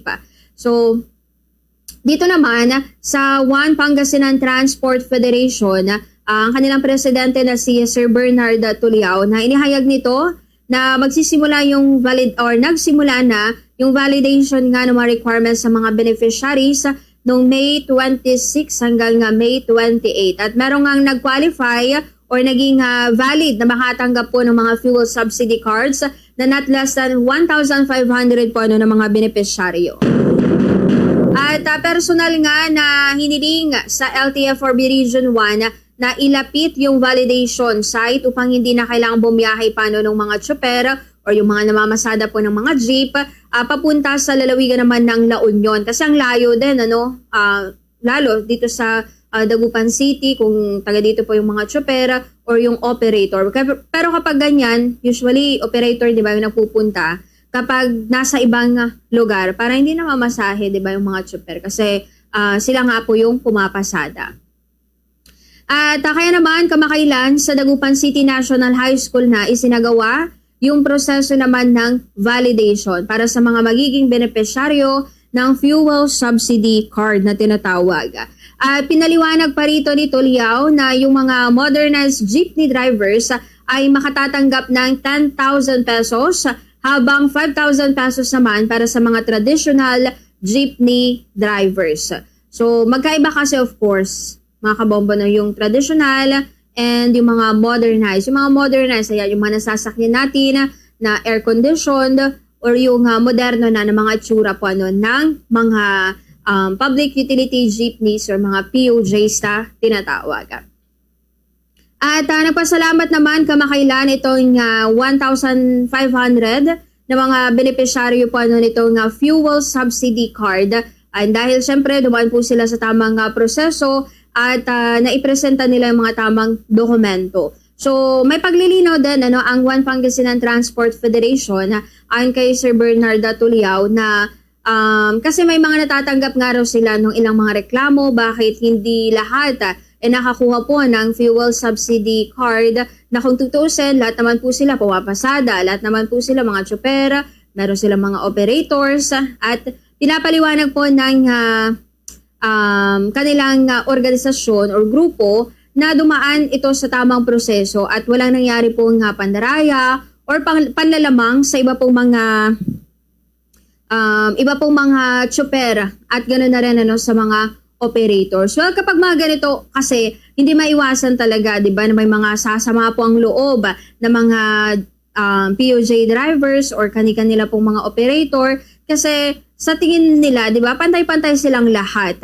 May mga pantay-pantay yung tingin ng bawat tsoper, ganoon na rin sa kanilang mga operators. Unless yung mga operator hindi po binibigay, 'di ba, yung mga fuel subsidy na dapat matanggap nung kani-kanila pong mga kasama or yung kanila pong mga kasamang tsoper.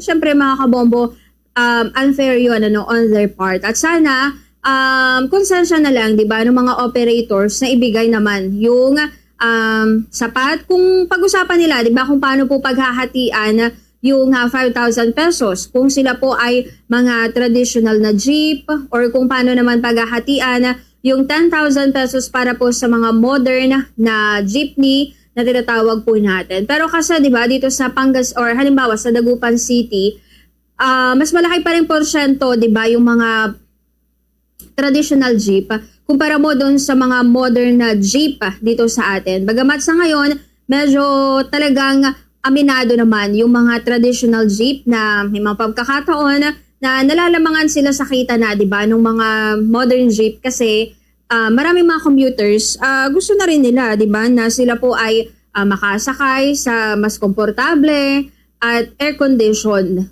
Lalo yung ilan para sa kanila hindi naman nagkakalayo yung pamasahe kasi kung sa traditional na jeep, 'di ba, yung pamasahe po ay 13 pesos yung minimum fare.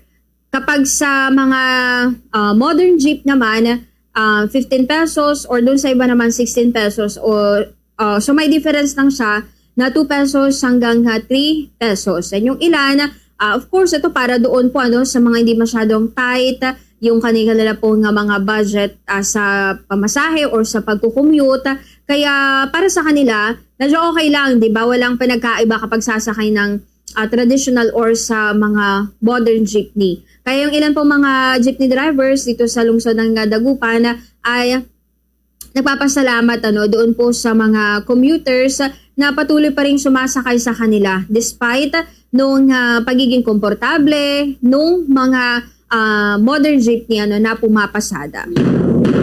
Samantala mga kabombo, aprobado naman ng Department of Transportation yung 5 karagdagang ruta na isinumite ng One Pangasinan Transport Federation sa lalawigan. Sa ilalim kasi ng unang Local Public Transport Route Plan or yung tinatawag pong LPTRP dito sa atin sa lalawigan, ayon kay Sir Bernard Tuliao, ay kaunti na lamang yung kinakailangang isaayos sa mga dokumento mula sa huling konsultasyon ng grupo sa pagdaragdag ng developmental na mga ruta tulad sa Old and New De Venecia Highway sa Dagupan City, mula sa aprobadong mga ruta tulad ng Urdaneta Manawag, Urdaneta Binalonan at ganoon Binalonan Tayug at sa may downtown ng Bayambang. Yan yung mga updated ayon naman po kay Sir Bernard Tuliao. Dagdag pa niya, mabusisi yung paghahanda ng transport group sa mga dokumento bago ipasa sa LTFRB para sa pagsusuri at approval ng Department of Transportation. So, hindi siya madali. And binabasa pa nga lang natin, di ba, at ipinapaintindi sa atin ni Sir Bernard Tuliao yung proseso at yung lahat ng pagdadaanan, dokumento, lahat ng mga kinakailangan i-file. Kaya before nila ito isumite sa Department of Transportation at LTFRB, minimake sure nila na talagang finalize na ito at sinusuring mabuti para hindi pa ulit-ulit yung pagsusumite po ng mga dokumento, hindi pa ulit-ulit yung paggawa po ng mga proseso para maaprubahan itong mga ruta na nais idagdag or baguhin dito sa ating probinsya. At sa kasalukuyan, ilan pang karagdagang developmental na ruta sa Dagupan City ang aasahan para sa mas maayos na biyahe ng mga PUV units. At sa nasabing pagsusumite, ayon po kay Sir Bernard Tuliao, nasaan din nila yung kooperasyon ng bawat mga kooperatiba, gayon na rin ng mga drivers at operators dito po sa mga isinusumite na mga ruta. Lalo mga kabombo, actually hindi lang naman dito sa atin sa Pangasinan, yung talagang concern sa usapin po ng Local Public Transport Route Plan or etong LPTRP kasi sa buong bansa yan, bawat LGU, bawat mga provincial government, katuwang po of course yung mga transport organization, tinatrabaho po yan or inaayos. And para ma-address nga yan at maging positibo yung resulta nito para naman po sa sektor ng transportasyon. Oras natin mga kabombo, meron po tayong 35 minuto, makalipas po ang alas 7 ng gabi. Yan po ating Philippine Standard Time. At samantala, sa ating pong pagpapatuloy, dakwa naman natin mamaya mga kabombo, itong ating pong mga balita sa ating po na ulat na ating mga kasamahan. At mamaya, ating naman pong tatalakayin itong pagkakatala na po sa bago na hepe po ng Philippine National Police. Makalipas muna yan mga kabombo ng ilang paalala.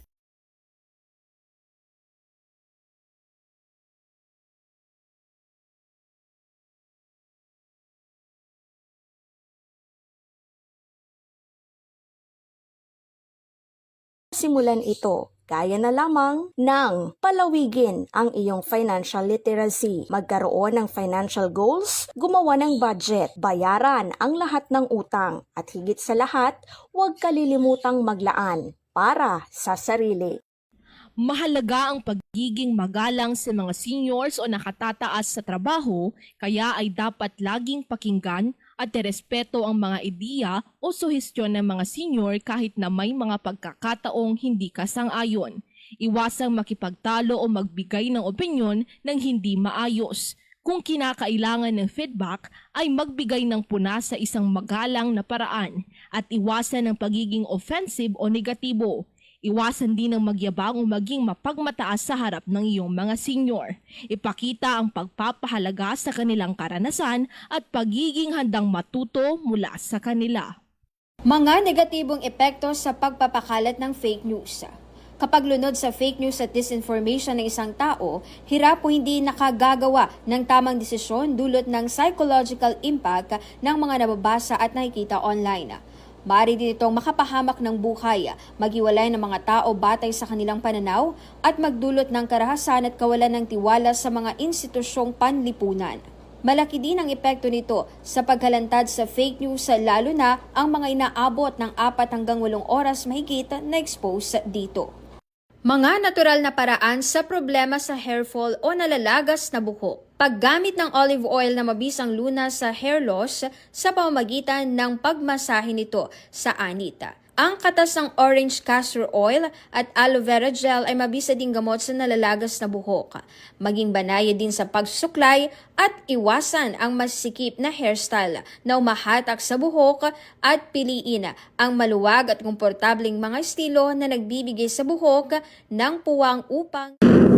Oras po natin mga kabombo ay meron po tayong 36 na minuto makalipas sa alas 7 ng gabi. Sa ating pagpapatuloy, dakwan muna natin ang hatid po na ulat ng ating kasamahan na si Bombo Nerissa Ventura at kaugnay naman ito sa naitalang sunod-sunod na mga pag-ulan ay pagbabago ng hangin, maging ang pagpasok ng habagat at ang pag-asa nga opisyal lang idineklara ang panahon naman ng tag-ulan. May panayam naman si Bombo Neri mula naman sa Pag-asa, Dagupan City. Bombo Neri, please kami. Idineklara ngayong araw ng Philippine Atmospheric, Geophysical and Astronomical Services Administration o PAG-ASA ang opisyal na pagsisimula ng tag-ulan sa bansa. Matapos mapatunayan ang pag-iral ng mga pangunahing palatandaan nito gaya ng tuloy-tuloy na pag-ulan, pagpasok ng hanging habagat at pagbabago sa mga pattern ng panahon. Ayon kay Engineer Jose Estrada Jr., Chief Meteorologist ng Pag-asa Dagupan City, ang mga pagbabagong ito ay kumpirmasyon na nasa yugto na muli ng tag-ulan ang malaking bahagi ng bansa, partikular na ang kanlurang Luzon. Ipinaliwanag niya na ang mga pagbabagong ito sa weather pattern, direksyon ng hangin, pag-ulan at maging ang temperatura ay may direktang kaugnayan sa patuloy na epekto ng climate change. Dagdag pa niya na ang pinakaseryosong epekto ng pag-iral ng habagat ay ang pagbaha, lalo na kapag ito ay pinalalakas ng low pressure area o LPA o ang bagyo. Ani Estrada na ang LPA o bagyo ay nagsisilbing magnet na humihila o nagpapalakas sa habagat. Kapag nasa malakas ang habagat, mas malakas din ang ulan. Tinukoy din niya na ang Pilipinas ay kabilang sa tinatawag na Type 1 climate na karaniwang direktang maaapektuhan ng southwest monsoon. Kaya hindi na bago sa huling linggo ng Mayo hanggang sa unang linggo ng Hunyo ay magsisimula ang tag-ulan. So lahat ng mga pagbabago ng weather pattern, yung pagbabago ng hangin, pagbabago ng pag-ulan, pagbabago ng temperatura, lahat yan ay konektado yan, yung tinatawag natin na climate change. Sa monitor natin, sa atmospheric, no? Lahat natin yung isa na minomonitor natin, yung oceanic indicator. So yung pagbabago ng sea surface temperature natin ay konektado rin yan sa climate change. So lahat yan. Tapos yung atmosphere naman natin ay nandyan din yung pagbabago ng hangin saka yung temperatura lalo-lalo na sa kalupaan. Lahat po yan ay konektado sa climate change.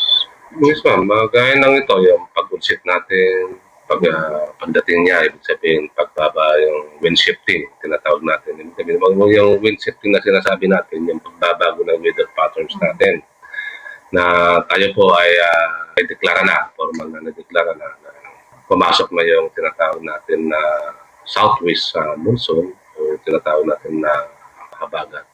So yun po yung isang weather system natin na ating tinatamasa ngayon.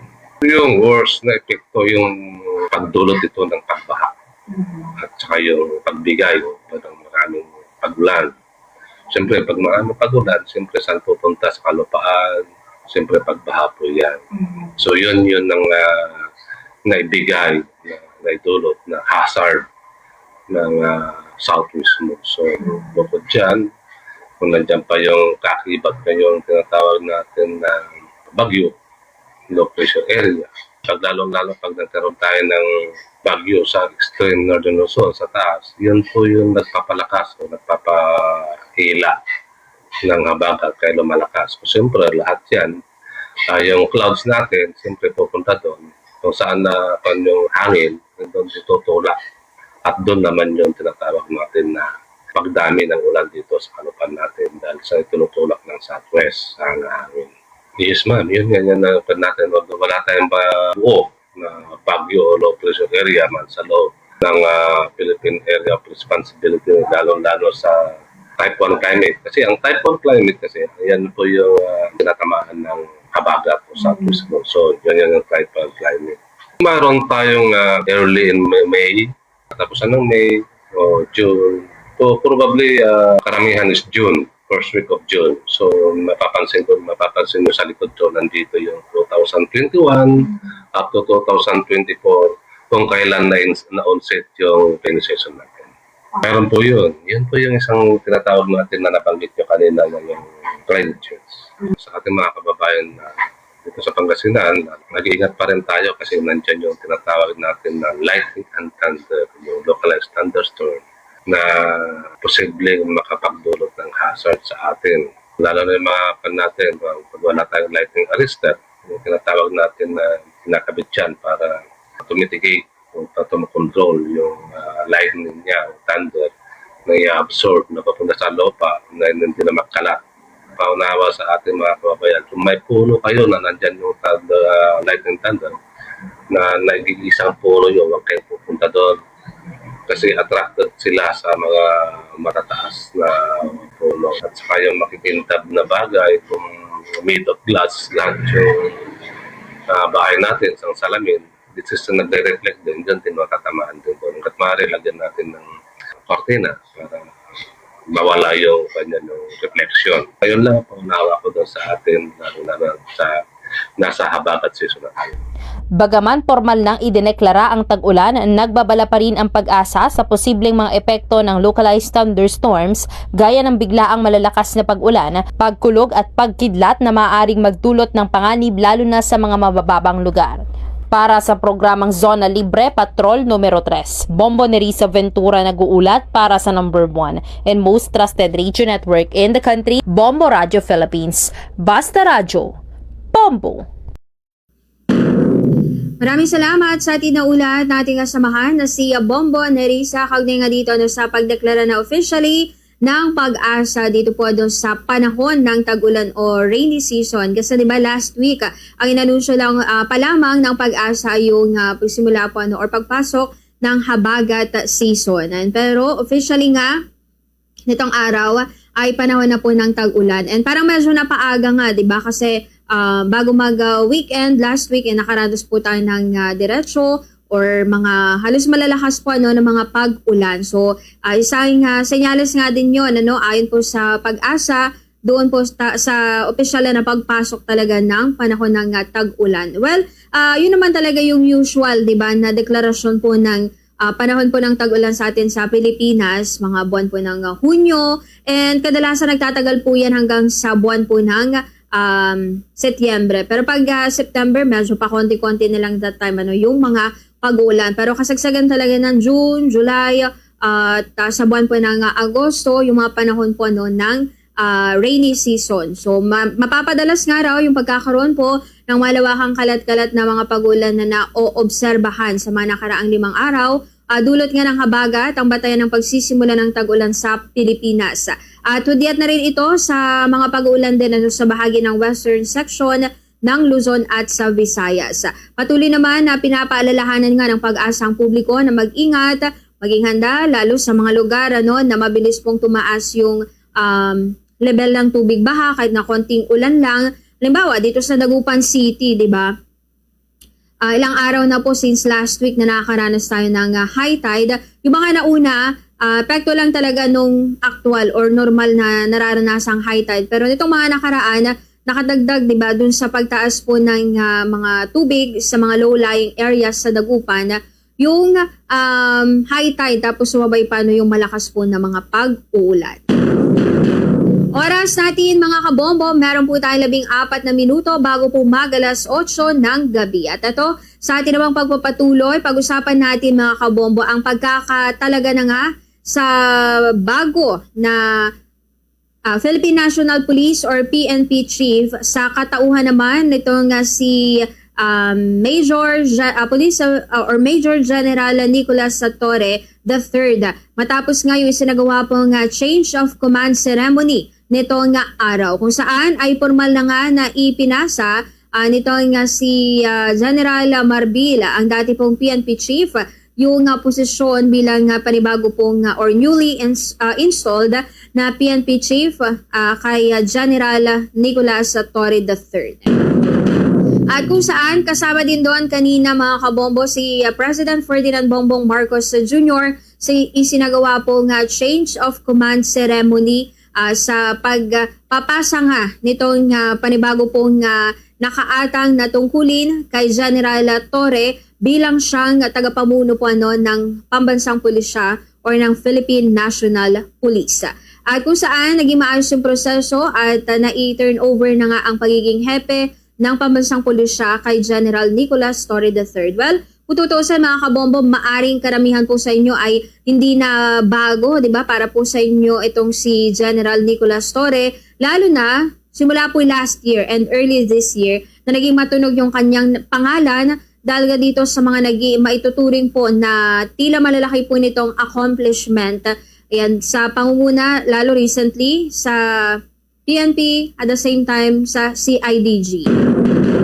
So bago po kasi maging or maipasa as PNP chief, itong si General Nicolas Torre, galing muna siya, di ba, sa CIDG. And sa ginawa nga pong change of command ceremony kanina ay tila hinamon agad ni Pangulong Ferdinand Bongbong Marcos Jr. ang bagong hepe ng PNP na si General Nicolas Torre matapos nga yung seremonya. Ayon sa Pangulo, napapanahon na yung pag-upo ni Torre bilang PNP chief dahil sa masalimuot na hamon sa seguridad ng bansa, kabilang itong transnational crimes, mga cyber threats, karahasang dulot ng mga extremist at yung issue ng katiwalaan sa loob mismo ng PNP. May hindi na idagdag dito ang Pangulo, yung concern regarding po sa lagana po na kidnapping, lalo na sa mga Chinese nationals. Dahil dito, inatasan ng Pangulo si Torre na aktibong makipag-ugnayan sa Philippine Drug Enforcement Agency or PDEA para sa mahigpit na pagkubkob sa illegal na droga. So mamaya, pakinggan natin yung naging pahayag po ni Torre mamaya mga kabombo tungkol sa pauna nitong mensahe sa kanya po nasasakupan, which is ang mga kapulisan na bilang newly installed PNP chief. At ayon sa Pangulo, dapat habulin ng PNP hindi lang yung malalaking drug syndicates, kundi pati na yung maliliit na tulak sa mga komunidad. Diba binanggit na ito ni President Marcos Jr. dun sa kamakailan po na podcast niya. Diba kasi natanong ang Pangulo kung will there be changes sa kung paano po tinututukan ng gobyerno yung patungkol po sa usapin po ng kalakaran ng illegal drugs sa atin sa Pilipinas. And na-mention ng Pangulo on the part ng PNP, tila nag-focus nga raw sila dun sa mga big time na mga drug dealers at tila nakalimutan, 'di ba, yung mga maliliit na mga tagapagbenta or mga pusher ng illegal na droga. At yun nga yung isa sa utos ni Pangulong Marcos sa bago pong PNP chief na si Torre. At paalala pa ng Pangulo sa mga pulis na huwag gamitin yung kapangyarihan para sa pansariling interes at sa halip ay maging tagapagtaguyod ng katarungan, kapayapaan at kaunlaran. At doon sa unang speech kanina ni General Nicolas Torre ay kanyang or tila binanggit nga niya ito pahapyaw sa kung paano po yung kanyang magiging pamumuno bilang bago pong PNP chief. At isa sa binanggit doon ni General Nicolas Torre na hindi pwede sa kanya ito mga papogi na mga style ng mga kapulisan. At doon sa kanya ibig sabihin doon, pakinggan po natin yung naging pahayag po ni General Nicolas Torre, ang bago pong Philippine National Police or hanay po ng PNP. Actually, mas madami pang nabanggit doon si General Nicolas Torre. Yan, patungkol mga kabombo sa mga patungkol po doon sa kung paano niya pamumunuan ang PNP. Pero sabi nga niya, hindi niya parang ito para takutin ng mga kapulisan dahil una sa lahat nais niya na maging collaborative at may pagrespeto anumang posisyon or kung anumang ranggo na meron po ang mga pulis. Narito, pakinggan natin yung unang mensahe po ni PNP Chief General Nicolas Torre. Ay patas, ang serbisyo ay mabilis, at ang kapulisyahan ay karapat-dapat ng inyong tiwala. Hindi nyo na kailangan pang pumunta sa kung saan-saan at hindi namin kayo pagpapasapasahan at ang PNP na lamang ang inyong maging sumbungan ng inyong mga hinaing, lalong-lalo na ng paglabag ng inyong karapatang pantao. Tulungan nyo kaming tulungan kayo. We acknowledge your active partnership in creating the bagong Pilipinas we all dream of at buong puso kaming nagpapasalamat. Huwag kayong bibitaw at manatili sana kayong katuwang sa pagtaguyod ng kapayapaan at kaayusan ng ating bayan. We will strengthen our partnerships with the public so we can better understand local needs and respond to them with empathy and precision. Today marks more than a beginning. It is a defining moment. Thus, let us seize it with unwavering courage, grounded in humility and a relentless commitment to serve the Filipino people with honor, excellence, and integrity. Yeah, mga kabombo, yung naging mensahe nga ni General Nicolas Torre sa mga kapulisan na present po kanina, and of course, ina-address na niya lahat dyan ng miyembro po ng PNP or ng Pambansang Kapulisan, and bilang siya na nga itong bago po na hepe ng Philippine National Police. Samantala, sinabi rin ni General Nicolas Torre na ang appointments naman sa kanya sa ahensya, sa kanyang termino ay ibabatay niya sa merit. At sa ilalim umano ng kanyang leadership, yung mga aksyon ay rewarded. So wala po siyang kahit na anumang mga palakasan na system ay hindi ito enough, ayon pa kay General Nicolas Torre.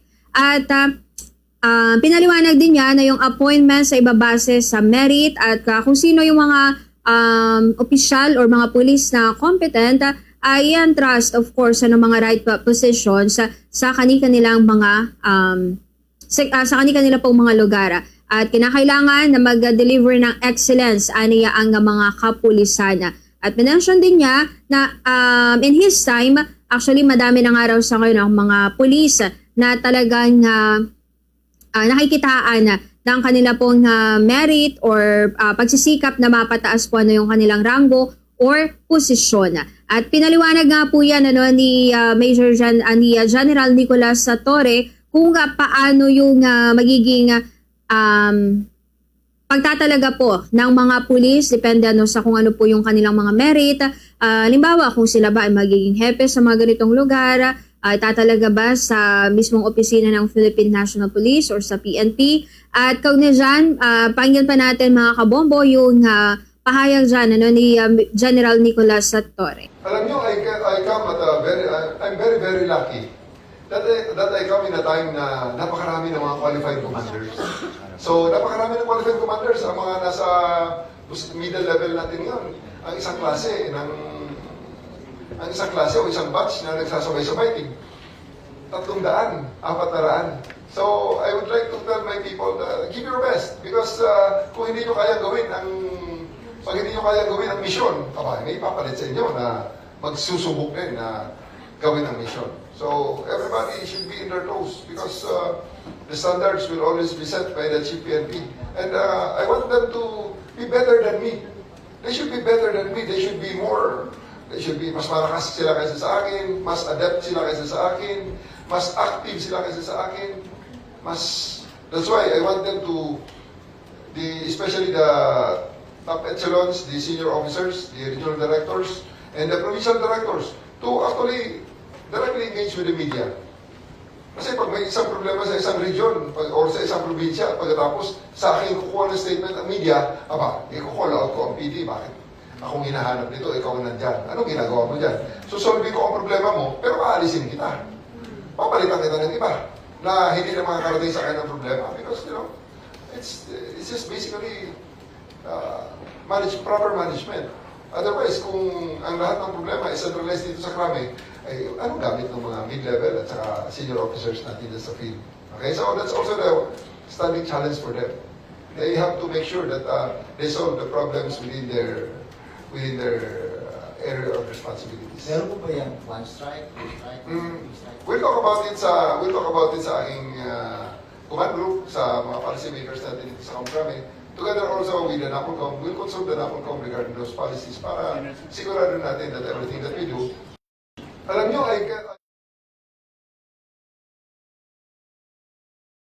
General Nicolas Torre III sa kanya pong magiging basehan aniya sa mga pulis, natataas ang kanila po mga ranggo, babase po siya sa merit at hindi sa pamagitan po ng yung ginamit niyang term, tila papogi or yung mga palakasan dahil aniya matagal na po yang wala po sa sistema ng Philippine National Police. Samantala, binalaan din niya yung mga pulis na huwag pagpapasapasahan yung mga nagrereklamo sa mga presinto. At binanggit nga ito ni Torres sa kanyang unang press conference kanina sa Camp Crame at iginiit na responsibilidad ng pulisya na agad na aksyonan yung anumang reklamo ng publiko.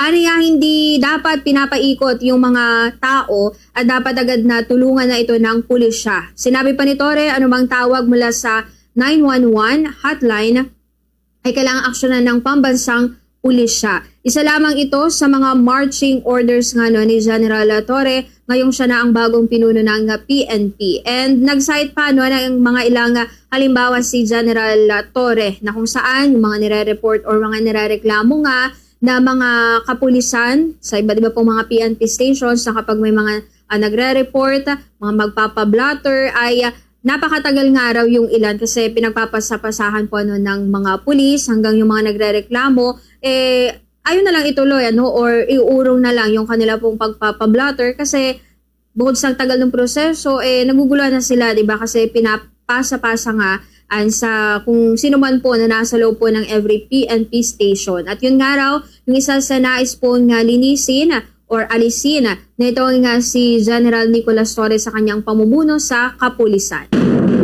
Ayan. Samantala dahil hindi naman na bagong mukha itong si General Nicolas Torre dahil sabi nga natin kanina last year and early this year ay naging matunog yung kanyang pangalan at lagi natin siyang nakikita dahil nga doon sa mga naging malalaking accomplishment niya recently. At sino bang makakalimot, diba, doon sa isa sa mga accomplishment nitong si General Nicolas Torre, yung pagkaka-aresto kay Kingdom of Jesus Christ or KOJC founder Pastor Apollo Kibuloy, 'di ba? Na naging controversial, umabot po ng almost a month, 'di ba? Na nanatili po sa KOJC compound ang mga kapulisan sa pangunguna ni General Nicolas Torre, 'di ba? That time magdami po bumabati ko sa kanila na useless yung ginagawa ng PNP dahil wala naman doon si Pastor Apollo Kibuloy, kung ano-ano pong mga ginagawa at that time, 'di ba? Para sila ay mapaalis na doon. And at the same time, 'di ba, ilang beses kinasuhan din itong si General Nicolas Torre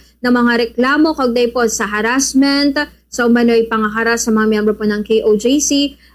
Not until umabot nga sa punto na tuluyan ng maaresto or mahuli si Pastor Apollo Kibuloy. Hindi malinaw that time kung mismong sa loob ba ng compound natagpuan itong si Pastor Apollo Kibuloy. Pero that was his biggest accomplishment, 'di ba, noong nakaraang taon. And of course, pangalawa mga kabombo sa malaking achievement para sa kanya or accomplishment nitong si General Nicolas Torre na controversial din, yung kanya pong paglilid sa pagpapaaresto kay dating Pangulong Rodrigo Duterte sa bisa po ng warrant of arrest galing naman sa International Criminal Court or ICC. So both on the part ng mga Duterte supporters, marami nagalit sa kanya nung naaresto si Pastor Apollo Kibuloy at mas lalong marami pa, 'di ba, yung mga nagalit dito naman kay General Nicolas Torre nung siya nga yung nag-lead sa pagpapa-arrest or pagpataw po ng warrant of arrest at hanggang sa dalhin sa The Hague, Netherlands sa custody po ng International Criminal Court si dating Pangulong Rodrigo Duterte. At kaya nga nung binanggit po last week, 'di ba, ni Executive Secretary Lucas Bersamin kung dahilan ba bakit napili ng Pangulo si Torre na mamuno sa Philippine National Police or maging bagong PNP chief ay dahil ba dun sa kanya mga recent accomplishments through pag-aresto kay Kibuloy at yung paglilid ng pag-aresto ng ICC kay dating Pangulong Rodrigo Duterte. Maring isa yon kasi that was his biggest accomplishment, diba? Ayon nga po sa administrasyon at kita naman daw sa performance before pa nung kanyang naging accomplishment, marami pang mga naging malalaking naiambag sa PNP si General Nicolas Torre. Samantala, sinagot naman niya mga kabomba yung mga, dahil nga ang dami pong nagalit sa kanya doon sa mga recent accomplishments niya. Narito, pakinggan naman natin yung maikling mensahe ni General Nicolas Torre sa aniya, mga kanyang basher or hindi naman kayong mga hindi po sang-ayon sa kanyang magiging pamumuno bilang bagong PNP chief. Yung mga bashers natin, natural yan. They are welcome to voice out their opinions, their criticisms. Walang problema yan. Tanggap natin yan at tayo natutuwa na may feedback tayong nakukuha sa ating mga kababayan. Isa lang naman ang reminder dyan, just like goes for everybody, it goes to you and me, na we have to do it within the ambit of the law, within the bounds of the law. And sa amin dito, dagdag pa sa mga pulis lalo, we have to do everything within the bounds of decency. Okay? We have to do everything within the bounds of decency.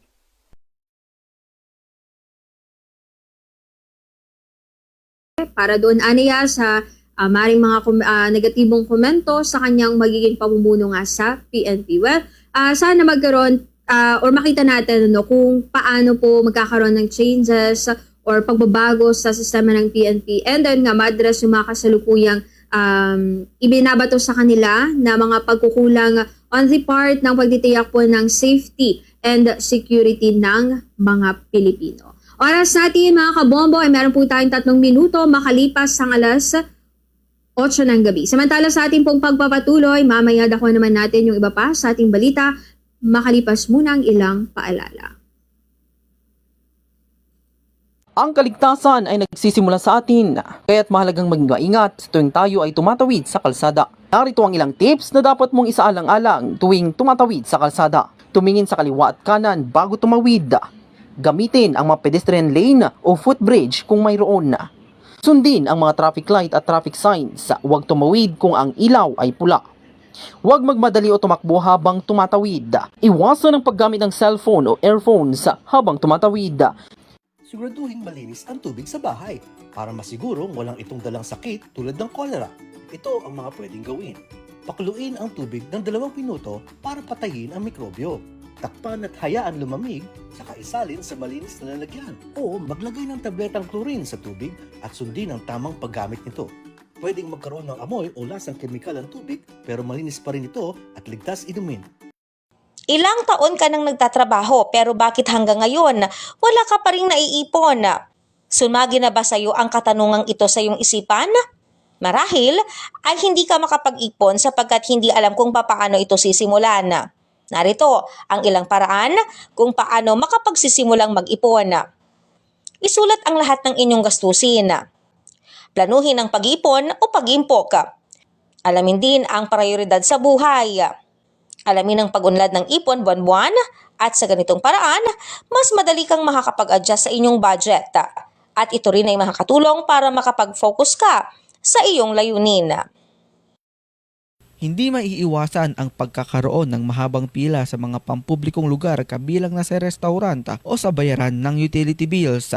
Nakakainip man minsan ang pumila lalo na't kadalasan ay mahaba o humahaba pa ito. Hindi natin maiiwasan ang maubusan ng pasensya at kung hihilingin na ay mauna na lamang.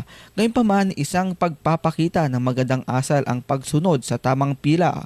Mahalagang pumesto kung saan ang pinakadulong maabutan mo at iwasan ang pagsingit upang mauna lamang. Sa pamamarang ito, maliban sa mas magiging maayos ang paghihintay ng bawat isa, ay maiiwasan din ang anumang hindi mahalagang alitan. Ang pagsasabi ng totoo at hindi pagsisinungaling ay mahalaga sa maraming aspeto ng ating buhay. Pagkakaroon ng tiwala, ang katapatan ay nagpapalalim ng tiwala sa pagitan ng mga tao. Pagkakaroon ng respeto, ang pagsasabi ng totoo ay nagpapakita ng respeto sa ibang tao. Integridad, ang integridad ay nabubuo sa pamagitan ng pagiging tapat. Pagkakaroon ng kalayaan sa konsensya. Ang pagiging tapat ay nagdudulot ng kapayapaan sa ating isipan at damdamin. Pag-iwas sa komplikasyon. Ang pagsisinungaling ay kadalasang nagdudulot ng mas maraming problema at komplikasyon sa buhay. Sa kabuuan ng pagsabi ng totoo ay mahalaga upang magpatuloy tayong mamuhay ng may integridad, tiwala at respeto mula sa iba.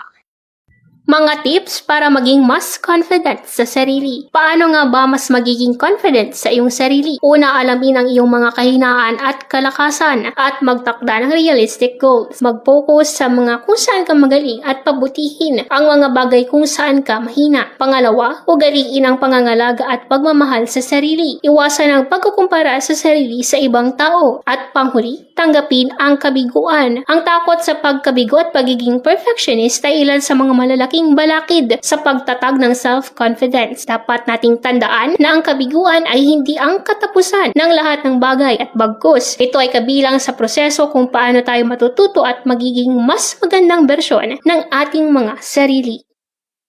Ang dysmenorrhea ay mas kilala sa tawag na menstrual cramps na nagaganap tuwing may regla ang isang babae. Ang pag-iinom ng non-steroidal anti-inflammatory drugs at mga pain reliever o analgesics ay epektibong paggamot sa pananakit dulot ng dysmenorrhea. Ang pag-inom din ng hormonal birth control pills ay nakakatulong upang mapigilan ang paninikip ng matres. Mainam rin ang paggamit ng heat pads sa apektadong bahagi ng katawan upang humupa ang pananakit. Ngunit hindi ito epektibong paggamot sa matagal na panahon.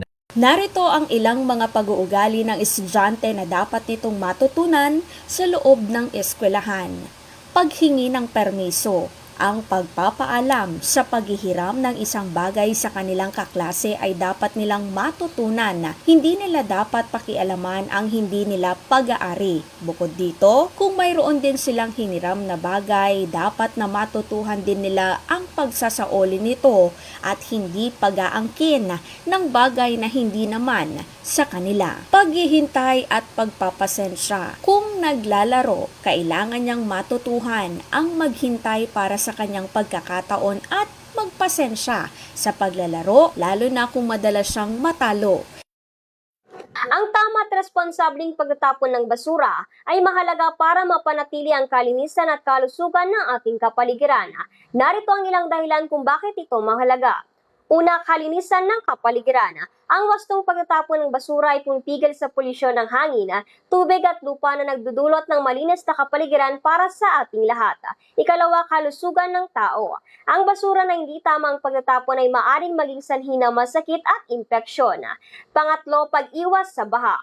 Ang mga basura na hindi wasto ang pagtatapon ay maaring makabara sa mga kanal at estero na nagdudulot ng pagbaha tuwing umuulan. Ang pagsunod sa mga tamang hakbang sa pagtatapon ng basura ay isang simpleng paraan upang mag-ambag tayo sa pangalaga ng ating kalikasan. Narito ang ilang mga katanungan na dapat ikonsidera bago mag-umpisa ng negosyo. May malaki bang pondo para kumuha ng isang franchise? Ano-anong klaseng customer ang gustong bentahan ng paninda? Mayroon bang mga hobby o interes na maaring maging pagkakitaan na? Naniniwala ka ba sa isang produkto o serbisyo na maaari mong ibenta? Importanteng sa umpisa pa lamang ng ating pagnanais na magnegosyo, alam na natin kung ano ang ating papasukin upang hindi masayang ang ating pagpapaguran.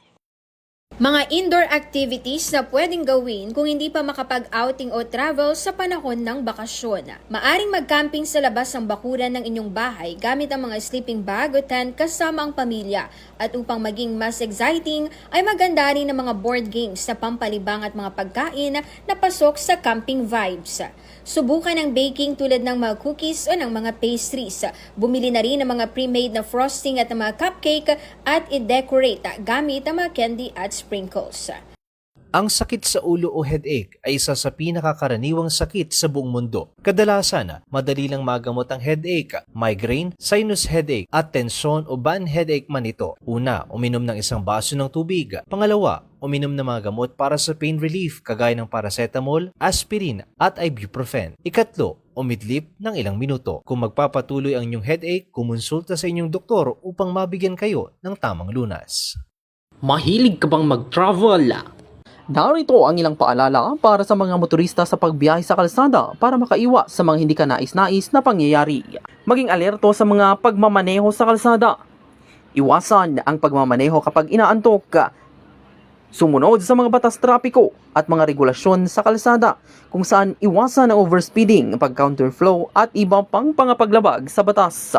Yan ang Oras po natin mga kabombo, meron po tayong 11 minuto makalipas sa alas 8 ng gabi ang ating Philippine Standard Time at nagpapatuloy pa rin po tayong mga kabombo sa ating namang palatuntunan. Samantala, sa iba pa po nating mga balita, talakayin naman po natin itong mga paalala mula po sa Department of Health or sa DOH. At ito naman, sa paglilinaw doon po sa mga kaso ng monkeypox or mpox, lalo po at ilang mga probinsya nga sa ating bansa kamakailan ang may mga kumpirmado na pong kaso nitong mpox. Kaya marami sa mga kababayan natin medyo may pangamba no, or naaalarma sa mga kaso po ng monkeypox or etong mpox sa takot na sila po ay mahawaan. Pero mga kabombo, no, meron pong paglilinaw ang Department of Health dahil may ilan na tila sila po ay in-encourage yung iba na gumamit po ng mga face mask para makaiwas po sa mpox. Pero nilinaw ng Department of Health or DOH na hindi epektibong pananggal laban sa mpox ang face mask ayon sa